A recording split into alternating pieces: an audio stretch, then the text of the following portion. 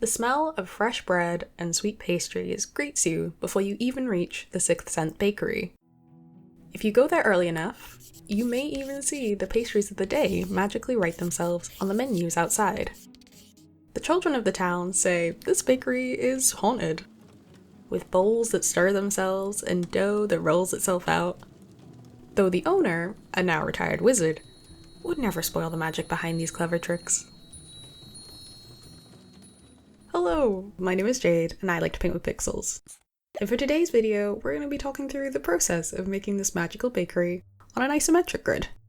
We've made a tavern a few months ago, and I thought it would be nice to create a series of these buildings, where we build out a little town with them along the way. I only did the exterior for the tavern, but this time I wanted to challenge myself. And boy did this become a challenge! By creating not only the exterior of the bakery, but also the interior, fully decorated. This took a few more steps, and a lot of redos, but I hope me sharing what I learned can help you if you're wanting to try and make environments in isometric pixel art. Let's jump into it. First off, we need a grid, to help us stick to the isometric perspective. Thankfully the app that I use on my iPad, called Pixquare, comes with a grid that you can adjust for this. To switch this grid on, we open the settings menu and click on the canvas tab. In the list, there should be a toggle for the guidelines setting, which allows us to switch this grid on and off. There are a couple different grids to choose from, so if it doesn't look like this on your canvas, hit the pencil icon to open the grid settings. Here you can click on the drop-down menu to choose between the different grids. For this piece, I used an isometric grid at the size of 16 by 16. But you can adjust the size and the color of your lines however you like. Now we have the grid, it's time to make our little Lego set to build up the space. I started this time with the bigger elements that I'd be decorating with, like the tables, workbenches, and the shelves. Since these are quite common objects in a lot of buildings, I'm hoping that these bigger objects can be reused in other buildings in the series as well. What's nice is I found I could reuse a lot of elements that I was drawing. If I flipped the entire object horizontally, it gave me the object at a different angle, where I just had to adjust some of the colors so that the lighting matched the original orientation. Even with the shelves, I stacked the existing table that I made on top of itself a couple times, and it made for some pretty sturdy shelves. Hello. It was at this point that I didn't realize I can't really use the shelves like this, but we'll get to why once we start putting the pieces together in the space. Alright, back to the video. But reusing the shapes that I'd already made to add more variety helped a ton with making all the little baked goods to fill the bakery with. Take this bun shape for example. I found that I was reusing this a lot to create donuts if I added a little hole in the center, and icing on top of that with different colors. Or I could make it into little tarts by using the bottom part of the shape as the tin, and even little muffins and cupcakes if I added a couple of pixels on top. It was wild to see how many different pastries and cakes I could make from just this one starting point.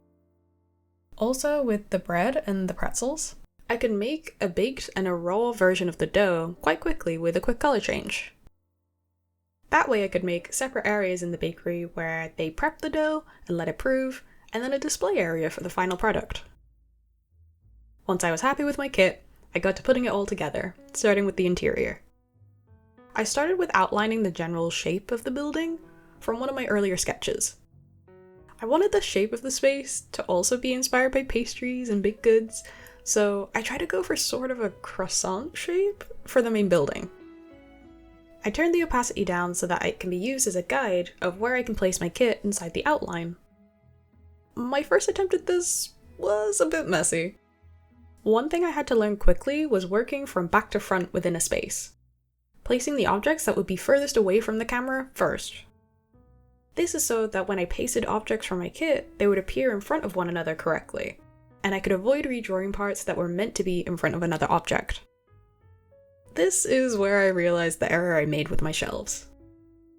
If I went with this method, adding anything to the shelves meant that I had to erase most of it before adding it onto the part of the shelf that was actually visible from this camera angle, which would have been incredibly hard to manage and adjust in the future. So I went with a different approach. I took the same design for the shelves, but broke it down into separate layers, one for each of the shelves. This meant I could create extra layers in between these shelves for all the baked goods and baking trays that I wanted to add. I still had to stick with the idea of working from the back of the room to the front, but this method made it a lot more flexible for me to play around with the placement of these decorations. There is sort of a level of commitment that you need to have with placing objects, unless you want hundreds of layers and one for each object. It's the best solution I could come up with that balances efficiency and flexibility, but if anyone has a better workflow for this, I'd love to know in the comments. I worked on a lot of the Lego kit for the pastries and the bread on my Twitch stream. It was a lot of fun to bounce ideas around of what to include, and also try and include some of their go-to orders in the kit too. I also got to sneak in little Easter eggs from what we were talking about, like the cake from Minecraft, which I really liked.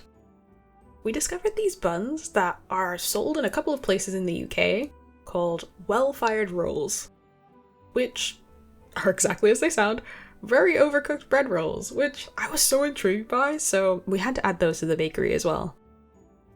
At some point in the middle of decorating, I ran into another problem with the room itself being way too big to be a small village bakery. I think at this point I'd been staring at it for way too long, and I didn't notice it, but when I showed a couple of my friends, they thought it was massive. So I ended up shrinking down the outline I made and adjusting the furniture to fit that new outline. But it was quite difficult to remove items and shorten the rows to fit into the new space. So we had to rebuild the layers again. It didn't take too long since we had all the pieces still in our kit and sort of had a guide for the original layer, but it probably could have been avoided if I had noticed the scale issues a bit earlier. My tip from this is to show early works in progress to others. It can be easy not to notice the more obvious things when you've been staring at the same piece for so long, so try to take breaks away from your work where you can when working on bigger pieces as well. I think I redid the shelves 3 or 4 times at this point, but each time it felt like it was getting improved. If you look at the first attempt and the final attempt, you'll see that there's a lot more variation in the decorations that I'm placing, and a lot more variation in verticality as well, which I quite like. And I wouldn't have got there if I didn't redo this a couple of times, so it was definitely worth it in the end. For the name and backstory behind the bakery, I started this in a similar way to my tavern, with coming up with the name for it, as this always influences my design for these. I used my savior for when I'm running my D&D game, Fantasy Name Generator, to get me started with a couple of names. There are actually a couple of names that sprouted a few ideas. We had Ginger Snapped, which could be a bakery owned by a retired barbarian named Ginger, or Bread Ahead, which could have been a bakery based in the front of a ship that was shipwrecked. But I really liked the name Sixth Scent, even though it's very tricky to say quickly, because of the multiple meanings behind it. I wanted the smell of the baked goods to play a big role in how well they sold, and be very aromatic and enticing to those who buy them, though that's quite tricky to emulate through pixel art. I also like the idea that the owner knows what the customer is going to order and gets it prepped ahead of time, or can give them advice if they're stuck between 2 options. They may or may not be just using a cheeky detect vault spell from D&D, but shh, you didn't hear it from me. I wanted the bakery to be magical, not just in the sense of the food having magical properties from using magical ingredients, which they do, but I also wanted the way in which the bakery operates to be magical and sort of the main focal point for the bakery. So a lot of the work that's done in the bakery to make the baked goods is all done through magical hands, or mage hand if you're using D&D spells, that the owner can cast. In this world, I imagine that only the spellcaster can see the magical effects of this. So to everyone else, it just looks like the objects are moving around on their own, which also felt like it tied into the Sixth Sense, sort of mysterious, paranormal vibes that we're going for. I also wanted to keep the idea for a retired adventurer running the bakery, because that felt like a very sweet thing to do once they were retired. So a wizard felt like they would fit the bill quite well here. Once we're happy with the new shape and finished the exterior, we started to add in the animations. I wanted to keep these relatively simple, Originally, I had a lot of ideas around moving trays in and out of the oven and moving them onto shelves, but to make that a smooth looping sequence became way too complex. So I confined them to individual areas instead of moving them around the entire space. I found it quite useful to reuse the animation for the fire to speed up the process. Since both sides of the oven that were visible were the same design but mirrored, I offset the frames so that both of the fires are playing different frames at the same time. And I feel like this isn't that noticeable, even though they are the same animation. Except for the fact that I've said it now, and it's probably super obvious. But this did make me want to practice animating more organic shapes like fire and the smoke from the chimney, because it's something that I think would be really useful in other projects as well. With a couple of adjustments, you've already seen it, but here is the final result. This turned into a way bigger undertaking than I thought, but I'm really proud of the final result. I feel like I've learned a lot to make the next building hopefully easier to do. What building should I make next? A blacksmith's? Or a trinket shop? Let me know in the comments. I hope you enjoyed the video. If you'd like to see the starting tavern and the process for making the building, check out this video here. Thank you for watching, and we'll see you in the next one. Take care out there. Goodbye!